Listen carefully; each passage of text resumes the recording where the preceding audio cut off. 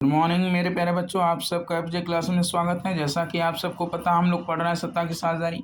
सत्ता की साझेदारी मैंने आपको राजीव प्रकाशन की पुस्तक से भी पढ़ाया है, सारे एक टॉपिक आपको क्लियर करवाया था। उसके साथ साथ हमने इस अध्याय से संबंधित महत्वपूर्ण शब्दावली भी पढ़ा था और इसके साथ हमने आपको नोट से रिविजन भी करवाया है। तो मैंने आप सबको ये सब करा दिया है। आगे हम लोग पढ़ेंगे। पहले तो मैं आपको वर्णात्मक प्रश्न कराऊंगा। वर्णात्मक प्रश्न जो कि अति लघु, लघु, दीर्घ, उत्तरी प्रश्न होते हैं, इन सबको कराऊंगा। इसके बाद हम इस अध्याय से संबंधित जितने भी महत्वपूर्ण शब्दावली होंगे उनको भी पढ़ेंगे। तो चलिए हम लोग पहले पढ़ते हैं इस अध्याय से संबंधित जितने भी अति लघु, लघु सारे प्रश्न हो सकते हैं। पहला प्रश्न, जाति शब्द से आपका क्या अभिप्राय है? तो साझा संस्कृति पर आधारित सामाजिक विभाजन। किस संस्कृति पर? साझा संस्कृति पर आधारित सामाजिक विभाजन। एक ही जाति समूह के लोग शारीरिक प्रकार या संस्कृति या दोनों की समानता के कारण अपने सामान्य वंश में क्या करते हैं? विश्वास करते हैं। यानी इनकी जो शारीरिक प्रकार और संस्कृति है, दोनों की समानता के कारण ये अपने सामान्य वंश में क्या करते हैं? विश्वास करते हैं। फ्लेमिश में किस जाति समूह की जनसंख्या सबसे अधिक है? फ्लेमिश क्षेत्र में रहने वाले डच लोगों की संख्या अधिक थी, आप सबको पता होगा। वेलोनिया क्षेत्र में फ्रेंच भाषी रहते थे। आगे हम देखते हैं, डच भाषी और फ्रेंच भाषी समुदायों के बीच तनाव ब्रुसेल्स में अधिक तीव्र था, कारण बताइए। तो अल्पसंख्यक फ्रेंच भाषी समुदाय अपेक्षाकृत समृद्ध और शक्तिशाली था, इसलिए डच भाषी समुदाय जिसे आर्थिक विकास और शिक्षा का लाभ बहुत बाद में मिला, ने डच भाषी और फ्रेंच भाषी समुदायों के बीच असंतोष दिखाया। तो यही जो कारण रहा है, यही डच और फ्रेंच भाषी समुदायों के बीच तनाव दिखाया। आगे हम देखते हैं, श्रीलंका के सबसे महत्वपूर्ण सामाजिक समूह कौन से हैं? तो श्रीलंका के दो सबसे महत्वपूर्ण सामाजिक समूह, एक सिन्हली समुदाय और एक तमिल भाषा बोलने वाले लोग। आगे देखते हैं हम लोग, श्रीलंका में कौन सा जाति बहुसंख्यक है समूह? तो सिन्हली बहुसंख्यक हैं श्रीलंका में। आगे, श्रीलंका में तमिलों के दो उपसमूहों के नाम बताएं। तो आप सबको पता होगा, श्रीलंका में दो तरह के तमिल थे, एक श्रीलंकाई तमिल और एक भारतीय तमिल। ठीक है, तो श्रीलंका में जो तमिल थे दो प्रकार के, एक श्रीलंकाई तमिल और एक भारतीय तमिल। श्रीलंका एक स्वतंत्र राष्ट्र के रूप में कब उभरा? तो ये श्रीलंका स्वतंत्र राष्ट्र के रूप में 1948 में आपको बताना है। आगे हमने गृह युद्ध भी बताया था। क्या होता है गृह युद्ध? यह किसी देश के भीतर विरोधी समूहों के बीच हिंसक संघर्ष है। उदाहरण के लिए श्रीलंका में सिन्हली और भारतीय तमिलों के बीच का संघर्ष। यानी हम बताए थे कि जब किसी देश के भीतर विरोधी समूहों और सरकार के बीच, यानी ऐसी हिंसा का रूप जब युद्ध का रूप ले लेता है, तो वही कौन सा युद्ध होता है? गृह युद्ध कहलाता है। आगे है, श्रीलंका के उस जाति समूह का नाम बताइए जो गृह युद्ध में शामिल था। तो श्रीलंकाई तमिल या सिन्हली, और कौन सा तमिल? भारतीय तमिल। ठीक है। बहुसंख्यकवाद क्या है? ऐसे देश का नाम बताए जिसने इसके कारण शांति खो दी। तो यह विश्वास कि बहुसंख्यक समुदाय को अल्पसंख्यकों की इच्छाओं और आवश्यकताओं की अनदेखी करके अपनी इच्छा अनुसार देश पर शासन करने का अधिकार होना चाहिए। उदाहरण में हम देश का नाम बता सकते हैं श्रीलंका, जैसा कि श्रीलंका में सिन्हली समुदाय बहुसंख्यकवाद में था। ठीक है। आगे हम पढ़ते हैं, सरकार के विभिन्न अंगों की भी सत्ता का बंटवारा क्षैतिज वितरण कहलाता है, कारण बताइए। तो क्षैतिज वितरण क्यों कहलाता है? क्योंकि यह एक ही स्तर पर रहकर, जैसे हमने बताया था विधायिका, कार्यपालिका और न्यायपालिका, तो क्योंकि यह एक ही स्तर पर इसी सरकार के विभिन्न अंगों को अलग अलग शक्तियों का प्रयोग करने की क्या देता है? अनुमति देता है। तो मैंने आपको सत्ता का क्षैतिज बंटवारा बताया था कि विधायिका, कार्यपालिका या न्यायपालिका का जो बंटवारा है क्षैतिज वितरण का उदाहरण है। क्यों? क्योंकि एक ही स्तर पर रहकर स्थित होकर सरकार के विभिन्न अंगों को अलग अलग शक्तियों का प्रयोग करने की क्या देता है? अनुमति देता है। आगे अगला प्रश्न, भारतीय परिवेश में सत्ता के बंटवारे के लिए एक विवेकपूर्ण कारण और एक नैतिक कारण बताइए।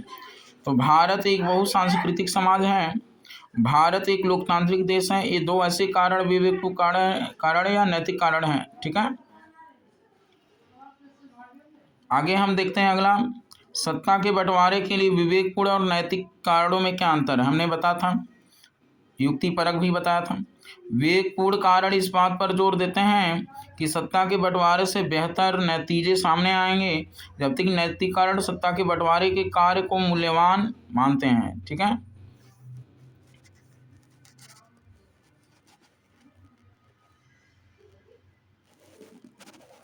आगे।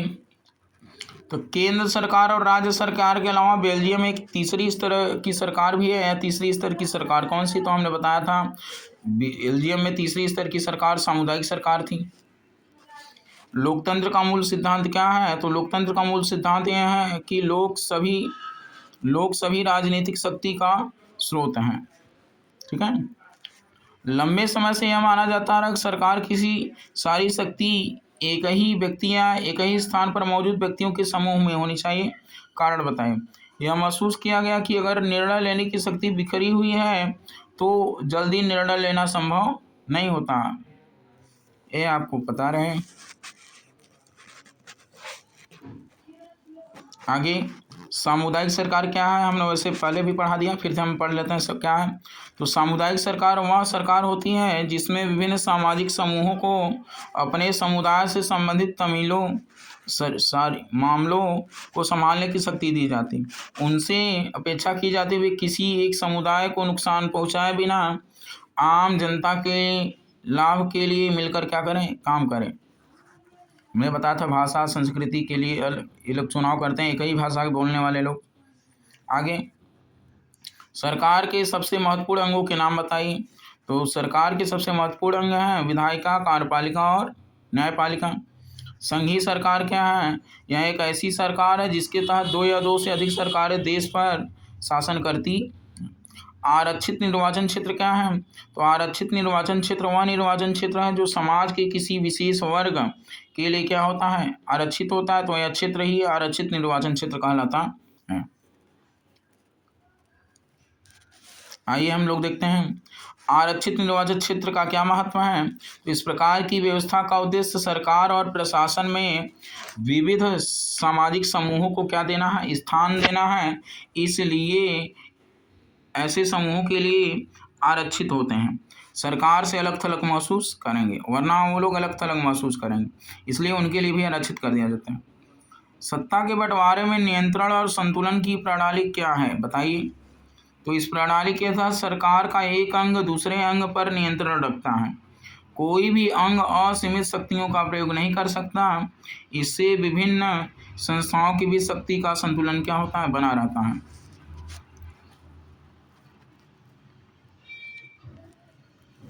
आगे, जांच और संतुलन की प्रणाली सत्ता की साझेदारी के किस रूप के अंतर्गत आती है? तो ये हमने बताया सत्ता की 36 सत्ता साझेदारी होगी, क्योंकि इसमें जो विधायिका, कार्यपालिका होती है और न्यायपालिका, तो न्यायपालिका दोनों पर नज़र रखती है वो कानून का सही ढंग से पालन कर रही है या नहीं। गठबंधन सरकार क्या होती है? तो गठबंधन सरकार संसदीय सरकार का एक मंत्रिमंडल होता है जिसमें कोई दल सहयोग करते हैं। यह आमतौर पर तब होता है जब संसद में किसी भी पार्टी को बहुमत नहीं मिलता है और कई दल मिलकर अपना बहुमत साबित करते हैं। जैसे इस बार 2024 में प्रधानमंत्री बने हैं तो वो गठबंधन सरकार से बने हैं, क्योंकि इस बार मोदी जी को बहुमत नहीं मिला था। आगे, श्रीलंका में लोकतांत्रिक रूप से चुनी गई सरकार ने सिन्हली वर्चस्व से स्थापित करने के लिए किन उपायों को अपनाया? किसी एक का उल्लेख करें। तो उन्होंने एक बहुसंख्यक सरकार की क्या कर दी? स्थापना कर दी थी, जैसा सिन्हलियों ने किया था, पता होगा आपको। श्रीलंका में सामाजिक विभाजन के दो प्रमुख आधार बताइए। तो एक तो धर्म और एक दूसरा क्या है? भाषा। श्रीलंका का राजकीय धर्म कौन सा? तो श्रीलंका का राजकीय धर्म बौद्ध धर्म है। ठीक है। बेल्जियम में आमतौर पर कौन सी दो भाषाएं बोली जाती हैं? तो फ्रेंच और डच। तो बेल्जियम में दो भाषाएं, 1% जर्मन लोग भी थे, आपको पता होगा। तो ये याद रहे, श्रीलंका का राजकीय धर्म क्या है? बौद्ध धर्म। बेल्जियम में ये तो हो गया। सत्ता के 36 बंटवारे का एक उदाहरण दीजिए। तो विधायिका, कार्यपालिका और न्यायपालिका के बीच जो सत्ता का बंटवारा है 36 वितरण का उदाहरण है। बेल्जियम में सामुदायिक सरकार का चुनाव कौन करता है? तो एक ही भाषा समुदाय से संबंधित लोग, चाहे वो डच वाले डच का करेंगे, फ्रेंच वाले फ्रेंच का, जर्मन वाले जर्मन का, यानी एक ही भाषा बोलने वाले समुदाय के लोग सामुदायिक सरकार का चुनाव करते हैं।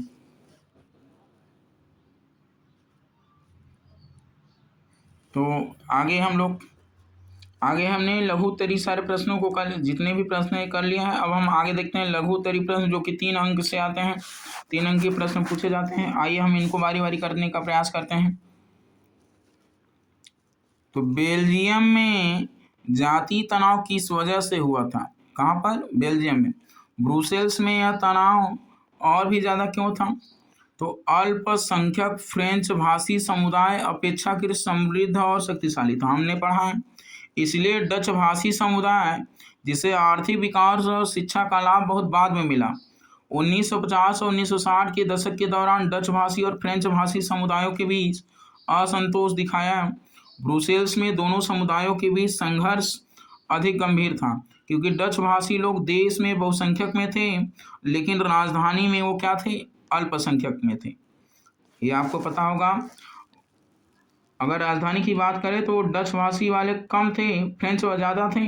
वही डच यानी वेलोनिया क्षेत्र में और फ्लेमिश क्षेत्र की बात करें तो फ्लेमिश क्षेत्र में डच भाषी ज़्यादा थे, वेलोनिया में फ्रेंच भाषी थे। तो पता है आपको बेल्जियम की राजधानी ब्रुसेल्स थी। आगे हम अगला प्रश्न देखते हैं, बेल्जियम की जातीय संरचना क्या है? तो बेल्जियम एक छोटा सा देश है जिसकी जातीय संरचना बहुत ही क्या है? जटिल है। देश की कुल आबादी में 59% लोग फ्लेमिश क्षेत्र में रहते हैं और डच भाषा बोलते हैं।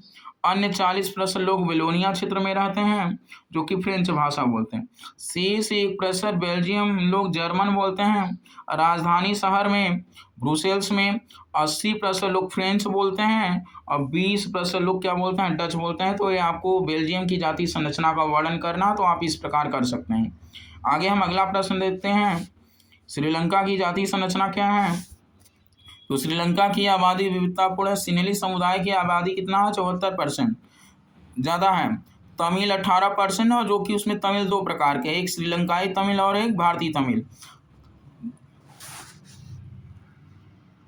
आगे देखते हैं हम। तो ज़्यादातर द्वीप के उत्तर और पूर्व में केंद्रित हैं। जो सबसे बड़ा जातीय अल्पसंख्यक है, अन्य समुदायों में मुसलमान शामिल हैं। तमिल 2 उपसमूहों में है। देश के तमिल मूल निवासियों को श्रीलंकाई, यानी जो वहाँ श्रीलंका में ही जो शुरू से हैं उनको श्रीलंकाई तमिल यानी 13% कहा जाता है। ब्रिटिश उपनिवेशवादियों द्वारा भारत से बागानों में काम करने के लिए लाए गए तमिलों को भारतीय मूल के तमिल, जिसे 5% हैं, यानी कुल 5 और 13 कितना हो जाए? 18% तमिल। सिन्हली बोलने वाले ज़्यादातर लोग बौद्ध हैं, जबकि ज़्यादातर तमिल हिंदू या क्या है? मुसलमान हैं। 7% ईसाई हैं, जो तमिल और सिन्हली क्या हैं? दोनों हैं। जो 7% ईसाई हैं श्रीलंका में, वो सिन्हली और तमिल दोनों हैं। ठीक है, तो ये आपको समझ में आया होगा श्रीलंका की जातीय संरचना क्या है। आगे हम अगला प्रश्न,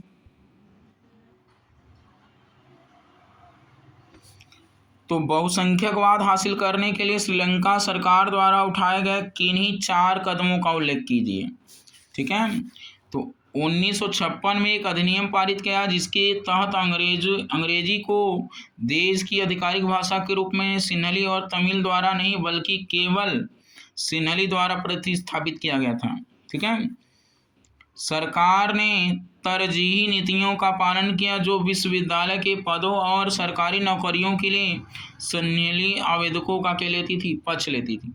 एक नए संविधान ने निर्धारित किया कि राज्य बौद्ध धर्म की रक्षा और बढ़ावा देगा। तो जैसा कि हम सबको पता है, सिन्हलियों का जो धर्म था वो कौन सा धर्म था? बौद्ध धर्म। तमिलों को नागरिकता से क्या करना? वंचित करना। तमिलों को नागरिकता से वंचित कर दिया गया। आगे हम अगला प्रश्न देखते हैं, गृह युद्ध क्या है? श्रीलंका के संदर्भ में क्या करना है? हमको समझाना है। यह देश के भीतर विरोधी समूहों के बीच एक हिंसक संघर्ष है। उदाहरण में सिन्हली और तमिलों के बीच। इन दोनों जातीय समूहों के बीच हिंसक संघर्ष के कारण दोनों समुदायों के हजारों लोग मारे गए हैं। कई परिवारों को शरणार्थी के रूप में देश छोड़ने के लिए मजबूर होना पड़ा। कई लोगों ने अपनी आजीविका क्या कर दी? खो दी। गृह युद्ध ने देश के सामाजिक, सांस्कृतिक और आर्थिक जीवन को बहुत नुकसान पहुंचाया है। तो आप सबको समझ आ रहा होगा श्रीलंका के संदर्भ में गृह युद्ध। आगे हम देखते हैं सामुदायिक सरकार क्या है। तो सामुदायिक सरकार क्या है? बेल्जियम के संदर्भ में सामुदायिक सरकार की अवधारणा को क्या कीजिए, समझाइए। तो सामुदायिक सरकार वह होती है जिसमें विभिन्न सामाजिक समूहों को अपने समुदायों से संबंधित मामलों को संभालने की क्या दी जाती है, संबंधित उनसे अपेक्षा की जाती है कि वे किसी एक समुदाय को कमतर आके बिना आम जनता के लाभ के लिए क्या करें, काम करें। सामुदायिक सरकार एक भाषा समुदाय यानी डच, फ्रेंच, जर्मन भाषी लोगों द्वारा क्या की जाती है, चुनी जाए, चाहे वे कहीं भी रहते हों। इस सरकार के पास सांस्कृतिक, शैक्षिक और भाषा संबंधी मुद्दों के बारे में क्या होती है, शक्ति होती है।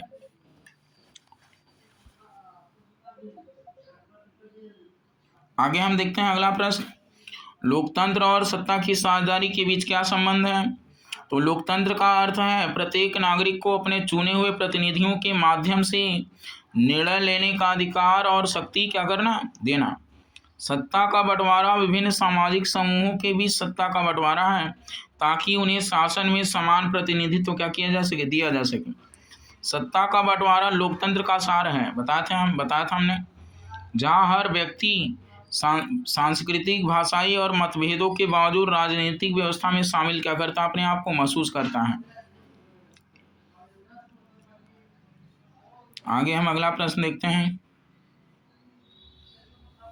तो श्रीलंका और बेल्जियम सरकार ने जाति समस्या को हल करने का प्रयास कैसे किया? बेल्जियम और श्रीलंका द्वारा अपनाए गए सत्ता साझाकरण मॉडल के बीच कोई दो महत्वपूर्ण अंतर क्या करें, स्पष्ट करें।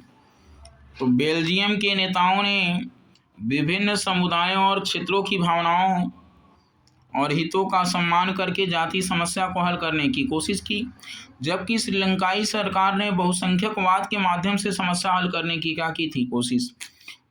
बेल्जियम के नेताओं ने एक संघीय ढांचा स्थापित किया जिसके तहत केंद्र सरकार उनकी अन्य घटक इकाइयों की भी सत्ता साझा की गई, जबकि श्रीलंकाई नेताओं ने एकात्मक सरकार की संरचना को क्या किया था, अपनाया था। वहाँ सिन्हली को ही ज़्यादा मत दिया गया। बेल्जियम के समाधान ने नागरिक संघर्ष से बचने में मदद की, जबकि श्रीलंका में बहुसंख्यकवाद के क्या कारण गृह युद्ध छिड़ गया।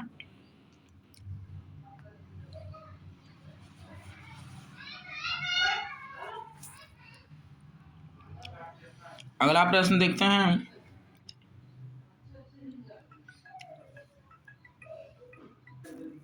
आगे, बेल्जियम और श्रीलंका दोनों ही लोकतंत्र हैं। आप सबको पता होगा बेल्जियम और श्रीलंका दोनों ही लोकतंत्र हैं, लेकिन वे सत्ता की साझेदारी की अलग अलग प्रणालियों का क्या करते हैं, पालन करते हैं। इस कथन का समर्थन 3 मतभेदों के आधार पर कीजिए। तो हम सबको पता है बेल्जियम और श्रीलंका दोनों ही लोकतांत्रिक देश हैं। आइए देखते हैं सरकार का प्रकार। तो श्रीलंका में सभी व्यवहारिक उद्देश्यों के लिए एकात्मक प्रणाली जारी है, जहां राष्ट्रीय सरकार के पास क्या है, सभी शक्तियां हैं।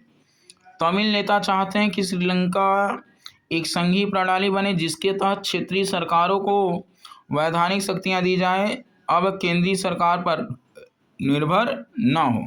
यानी जो श्रीलंका है वहाँ पर एकात्मक प्रणाली नहीं, जो सारी शक्ति है वो केंद्रीय यानी राष्ट्रीय सरकार के पास है।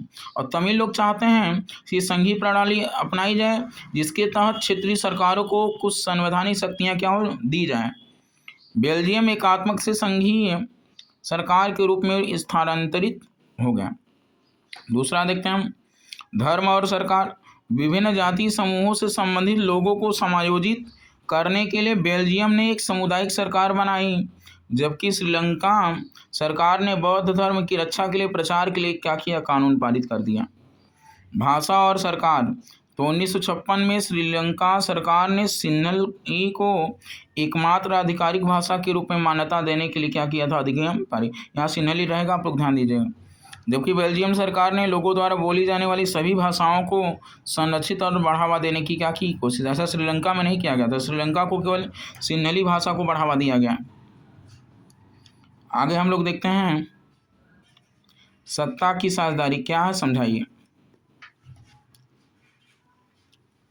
तो सरकार में विभिन्न समुदायों और क्षेत्रों में स्थायी हिस्सेदारी। सरकार में विभिन्न समुदायों या क्षेत्रों में सत्ता में स्थायी हिस्सेदारी प्रदान करने की अवधारणा को सत्ता की साझेदारी कहते हैं। तो हमने बताया था ऐसी शासन व्यवस्था होती है जिसमें विभिन्न सामाजिक समूहों और समुदायों की क्या होती है, भागीदारी होती है। इसके तहत राष्ट्र के लोग, नेता और विभिन्न वस्तुओं और क्षेत्रों की भावनाओं और हितों का क्या करते हैं, सम्मान करते हैं। लोकतंत्र की एकता और विकास के लिए सत्ता की साझेदारी का सिद्धांत क्या है, बहुत महत्वपूर्ण है। शक्ति के संघीय विभाजन के सिद्धांत की क्या करें, व्याख्या करें। तो शक्ति के संघीय विभाजन के तहत शक्ति को सरकार के विभिन्न स्तरों के बीच क्या किया जाता है, विभाजित किया जाता है। उदाहरण के लिए भारत में सत्ता 3 स्तरों की सरकारों के बीच साझा की जाती है। यानी हम सबको पता है हमारे भारत में 3 स्तर पर सरकार काम करती है। एक जिसे केंद्र सरकार या संघ सरकार कहा जाता है, जो पूरे देश के लिए काम करती है, और प्रांत या राज्य के स्तर पर राज्य सरकारें, और क्षेत्रीय यानी स्थानीय स्तर पर स्थानीय सरकारें होती हैं। ये हमारे भारत की स्थिति है, यानी संघ सरकार, राज्य सरकारें और स्थानीय सरकारें। इस प्रकार की प्रणाली को शक्ति के ऊर्ध्वाधर विभाजन के रूप में जाना जाता है। तो हमने पढ़ा है जो केंद्र सरकार, राज्य सरकार और स्थानीय सरकार में विभाजन है, ये ऊर्ध्वाधर का उदाहरण है। तो इसके तहत संविधान स्पष्ट रूप से सरकार के प्रत्येक स्तर की शक्ति क्या करता है, निर्धारित करता है। ये संविधान निर्धारित करेगा केंद्र की शक्ति क्या होगी, राज्य की क्या होगी और स्थानीय स्तर की। आगे हम लोग देखते हैं सत्ता का बंटवारा विभिन्न सामाजिक समूहों के बीच हो भी सकता है। उदाहरण देकर क्या करिए, समझाइए। तो सत्ता को विभिन्न सामाजिक समूहों जैसे धार्मिक और भाषाई समूहों के बीच भी साझा किया जा सकता है। बेल्जियम में सामुदायिक सरकार इस व्यवस्था का एक अच्छा उदाहरण है। कुछ देशों में संवैधानिक और कानूनी व्यवस्थाएं हैं जिसके तहत सामाजिक रूप से कमजोर वर्गों और महिलाओं को विधायिकाओं और प्रशासन में प्रतिनिधित्व दिया जाता है आरक्षण के तहत। उदाहरण के लिए भारत में हम अपने देश की विधानसभा और संसद में आरक्षित निर्वाचन क्षेत्रों के सिद्धांत का पालन करते हैं। इस प्रकार की व्यवस्था का उद्देश्य सरकार और प्रशासन में विभिन्न सामाजिक समूहों को क्या करना, जगह देना, जो अन्यथा सरकार से अलग थलग महसूस करेंगे। इस पद्धति का उपयोग अल्पसंख्यक समुदाय को सत्ता में उचित हिस्सा देने के लिए किया जाता है। यानी जो अल्पसंख्यक हैं उनको सत्ता में उचित हिस्सा देने के लिए किया जाता है आरक्षित निर्वाचन क्षेत्र का सिद्धांत। आप सबको समझ में आ रहा होगा। आगे हम इसके बाद पढ़ते हैं दीर्घ उत्तरी प्रश्न कौन कौन से हैं। आइए अब हम लोग दीर्घ उत्तरी प्रश्न करते हैं, जो कि 5 अंक के प्रश्न पूछे जाते हैं, 5 नंबर के। तो कह रहा है पहला प्रश्न, बेल्जियम में डच और फ्रेंच भाषी लोगों के बीच मौजूद तनाव का क्या करें, वर्णन करें। 1960 में बेल्जियम में असंतोष के 2 मुख्य कारण क्या थे, संघर्ष का समाधान कैसे हुआ। तो डच भाषी और फ्रेंच भाषी के बीच आर्थिक असमानता तनाव का मूल कारण थी। बताया हमने फ्रेंच भाषी जो थे अल्पसंख्यक थे, लेकिन आर्थिक रूप से समृद्ध और शक्तिशाली थे। फ्रेंच भाषी समुदाय जो अल्पसंख्यक था अपेक्षाकृत समृद्ध और शक्तिशाली था, जबकि डच भाषी समुदाय जो बहुसंख्यक था गरीब था।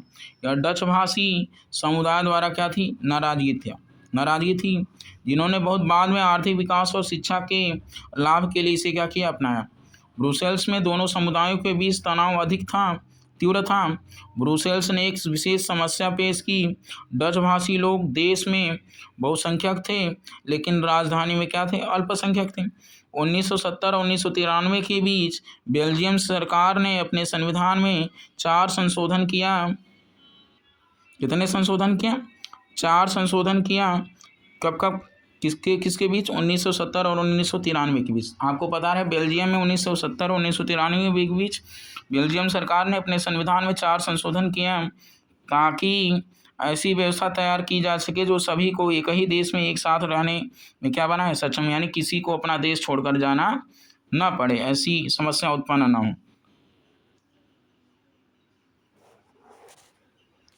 बेल्जियम में जातीय समस्याओं का समाधान कैसे किया गया, आइए हम लोग देखते हैं।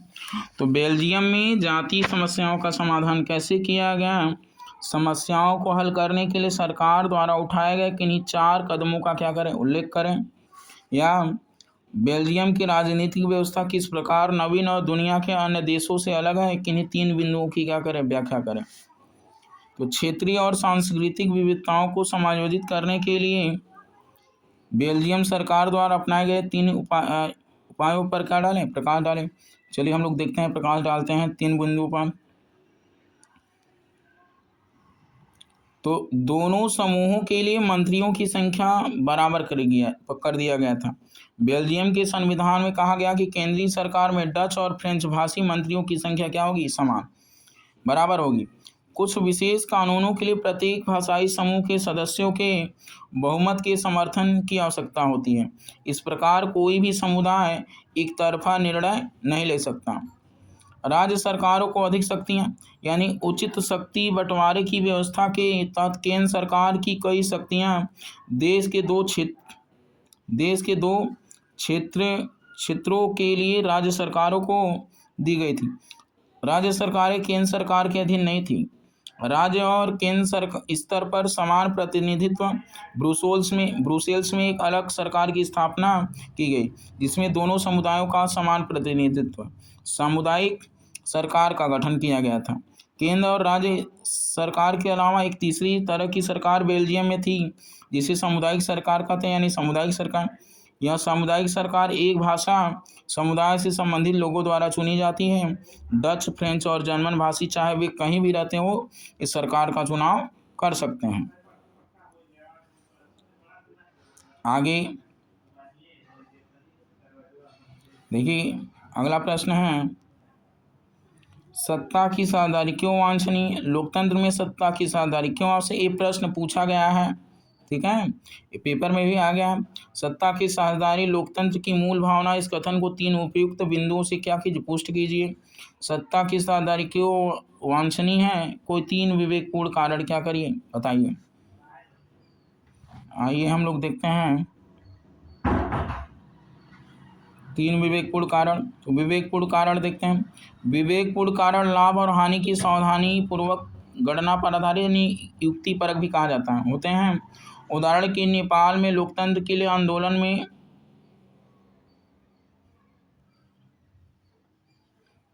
में माओवादियों एक सशस्त्र क्रांतिकारी समूह को भी सरकार बनने के बाद कुछ हिस्सा दिया गया था। इसका सबसे बड़ा लाभ नेपाल में शांति थी। विवेकपूर्ण कारण सामाजिक समूहों के बीच संघर्ष की संभावना को कम करने में मदद करते हैं। विवेकपूर्ण कारण राजनीतिक स्थिरता सुनिश्चित करने का अच्छा तरीका है। अल्पसंख्यक सरकार पर बहुसंख्यक समुदाय की इच्छा को थोपना अल्पावधि में एक आकर्षक विकल्प की तरह लग सकता है, लेकिन लंबे समय में राष्ट्र की एकता को क्या करता है, कमजोर करता है। बहुसंख्यकों का अत्याचार न केवल अल्पसंख्यक के लिए दमनकारी है, यह अक्सर बहुसंख्यकों को भी क्या कर देता है, बर्बाद कर देता है। ये तो हमने विवेकपूर्ण या युक्तिपरक कारण देखा। आगे ये देखते हैं नैतिक कारण। तो सत्ता का बंटवारा लोकतंत्र की मूल भावना है। एक लोकतांत्रिक शासन में सत्ता का बंटवारा उन लोगों के साथ होता है जो इसके प्रयोग से प्रभावित होते हैं, जिन्हें इसके प्रभाव के साथ जीना पड़ता है। एक लोकतांत्रिक सरकार लोगों द्वारा चुनी जाती है, इसलिए उन्हें इस बात पर सलाह लेने का अधिकार है कि उन्हें कैसे शासित किया जाए। एक वैध सरकार वह होती है जहाँ समूह भागीदारी के माध्यम से व्यवस्था में हिस्सेदारी हासिल करते हैं, तो ऐसी सरकार को वैध सरकार कहें। सत्ता का विकेंद्रीकरण, राज्य सरकारों स्थानीय सरकारों का गठन नैतिक कारण का क्या है, एक उदाहरण है।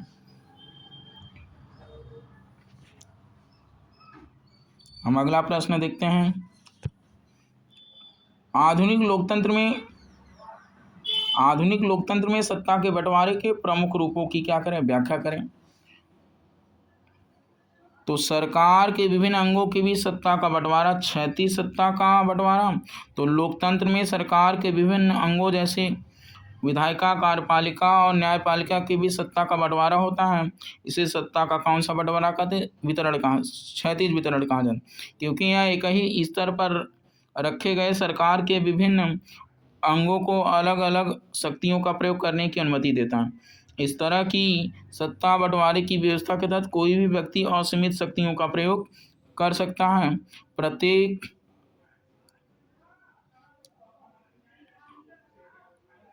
प्रत्येक अंग की अपनी शक्तियां होती हैं, यानी असीमित शक्तियां कोई नहीं प्रयोग कर सकता है। अपनी शक्तियाँ होती हैं हर एक अंग की, और वह दूसरों की शक्तियों की जांच भी कर सकता है। इसलिए इससे विभिन्न संस्थानों के बीच शक्ति का क्या होता है, संतुलन होता है।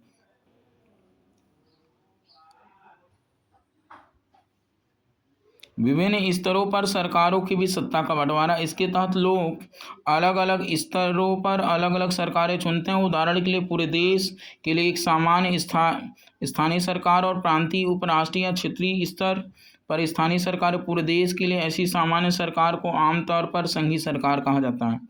आगे देखते हैं हम अगला, विभिन्न सामाजिक समूहों के भी सत्ता का बंटवारा।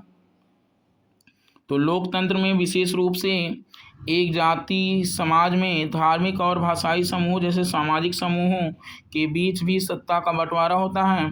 बेल्जियम में सामुदायिक सरकार इस व्यवस्था का एक क्या अच्छा उदाहरण है।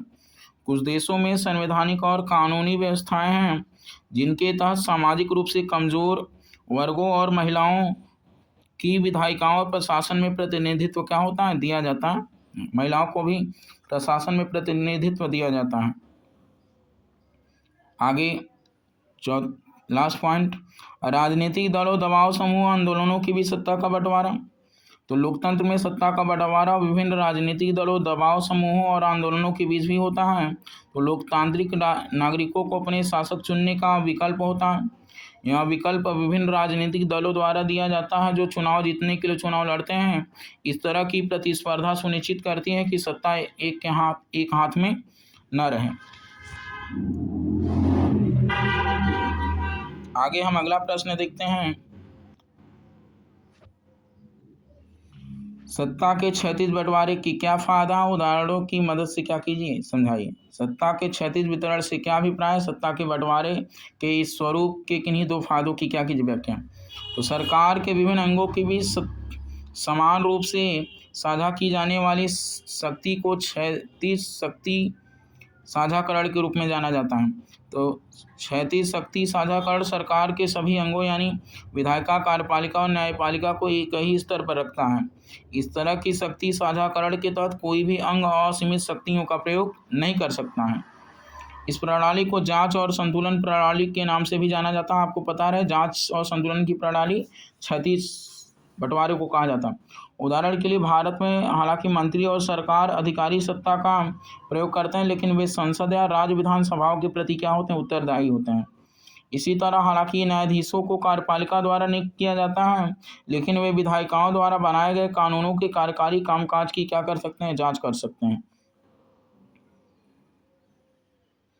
आगे, राजनीतिक दलों और दबाव समूहों के बीच सत्ता की साझेदारी व्यवस्था की क्या कीजिए, व्याख्या कीजिए। तो लोकतंत्र में विभिन्न राजनीतिक दलों, दबाव समूहों और आंदोलनों के बीच सत्ता साझा की जाती है। लोकतंत्र में नागरिकों को अपने शासकों को चुनने का विकल्प प्रदान करता है। यह विकल्प विभिन्न राजनीतिक दलों द्वारा प्रदान किया जाता है जो उन्हें जीतने के लिए चुनाव लड़ते हैं। इस तरह की प्रतिस्पर्धा सुनिश्चित करती है कि सत्ता एक के हाथ में नहीं रहे। लंबे समय में विभिन्न विचारधाराओं और सामाजिक समूहों का प्रतिनिधित्व करने वाले विभिन्न राजनीतिक दलों के बीच सत्ता साझा की जाती है। कभी कभी इस तरह का बंटवारा प्रत्यक्ष हो सकता है जब दो या दो से अधिक दल चुनाव लड़ने के लिए गठबंधन बनाते हैं। यदि उनका गठबंधन चुना जाता है तो गठबंधन सरकार बनाते हैं। इस प्रकार सत्ता साझा करते हैं। लोकतंत्र में विभिन्न दबाव समूह आंदोलन भी सक्रिय रहते हैं। सरकारी समितियों में भागीदारी के माध्यम से निर्णय लेने की प्रक्रिया पर प्रभाव डालकर उनकी भी सरकारी सत्ता में हिस्सेदारी होती है। आगे हम अगला प्रश्न, तो संघीय सरकार एकात्मक सरकार से किस प्रकार बेहतर है, बेल्जियम और श्रीलंका के उदाहरण देकर समझाइए। तो देखिए, संघीय सरकार का मतलब अलग अलग स्तर पर सरकारें काम करती हैं, और एकात्मक व्यवस्था में क्या होता है, जो सारी शक्तियां होती हैं वो केंद्र के हाथ में होती हैं। तो संघवाद सरकार एक प्रणाली जिसके साथ सत्ता का एक केंद्रीय प्राधिकरण और उसकी विभिन्न घटक इकाइयों के बीच विभाजित होती हैं, जबकि एकात्मक सरकार में सभी शक्तियां एक केंद्रीय प्राधिकरण के हाथों में होती हैं। बेल्जियम के नेताओं ने संघीय सरकार की स्थापना करके विभिन्न समुदायों और क्षेत्रीय भावनाओं और हितों का सम्मान करके जातीय समस्याओं को हल करने की कोशिश की। जबकि श्रीलंकाई सरकार ने बहुसंख्यक के माध्यम से समस्या को हल करने की क्या की कोशिश। बेल्जियम के समाधान ने नागरिक संघर्ष को टालने में मदद की, जबकि श्रीलंका में बहुसंख्यकवाद ने गृह युद्ध को क्या दिया, जन्म दिया। हम लोग लास्ट प्रश्न, ये 8वां लास्ट प्रश्न है, इसको पढ़ लेते हैं। तो सत्ता के बंटवारे के बेल्जियम मॉडल के कुछ बुनियादी तत्व क्या हैं, कोई 3 लिखिए। तो मंत्रियों की संख्या समान। संविधान निर्धारित करता है कि केंद्रीय सरकार में डच और फ्रेंच भाषी मंत्रियों की संख्या बराबर होगी। कुछ विशेष कानूनों को प्रत्येक भाषाई समूह के सदस्यों के बहुमत के समर्थन की आवश्यकता होती है। इस प्रकार कोई भी समुदाय एक तरफा निर्णय नहीं ले सकता है। जितने भी समुदाय रहेंगे उन सबकी मंत्रियों की संख्या क्या होगी, समान होगी। सरकार में हिस्सेदारी बराबर होगी और कोई भी कोई एक समुदाय एक तरफा निर्णय नहीं ले सकता। सत्ता की साझेदारी, तो केंद्रीय सरकार की कई शक्तियां देश के 2 क्षेत्रों की राज्य सरकारों को दी गई हैं। राज्य सरकार केंद्र सरकार के अधीन नहीं है। ब्रुसेल्स के लिए अलग सरकार, ब्रुसेल्स में अलग सरकार जिसमें दोनों समुदायों के समान प्रतिनिधित्व प्राप्त है। फ्रेंच भाषी लोगों ने ब्रुसेल्स में समान प्रतिनिधित्व स्वीकार किया, क्योंकि डच भाषी समुदाय ने केंद्रीय सरकार में समान प्रतिनिधित्व क्या कर लिया है, स्वीकार कर लिया। तो हम लोग आज यहीं तक पढ़ते हैं। इसके बाद यानी इस अध्याय से जितने भी महत्वपूर्ण प्रश्न बन सकते थे हमने सारे प्रश्नों को कर लिए। मुझे पूरी आशा और उम्मीद है आप सबको ज़रूर समझ में आ रहा होगा जितने भी प्रश्न करवाए हमने। इसके बाद हम लास्ट लेक्चर आएगा अब इसके बाद, जिसमें कि इस अध्याय से संबंधित जितने भी महत्वपूर्ण बहुविकल्पी प्रश्न हो सकते हैं वो मैं कराऊंगा। इसके बाद हम भूगोल से आपको पहले चैप्टर का कराएंगे, भूगोल, ठीक है। तो वैसे आपको सारे जितने भी चैप्टर हैं सामाजिक विज्ञान के सारे करा देंगे। इसके बाद हम अगला जो चैप्टर, नया चैप्टर स्टार्ट करेंगे, भूगोल। तो आप सब अगले के लिए तैयार रहिएगा, इसको पूरा देखिएगा। धन्यवाद आप सबको।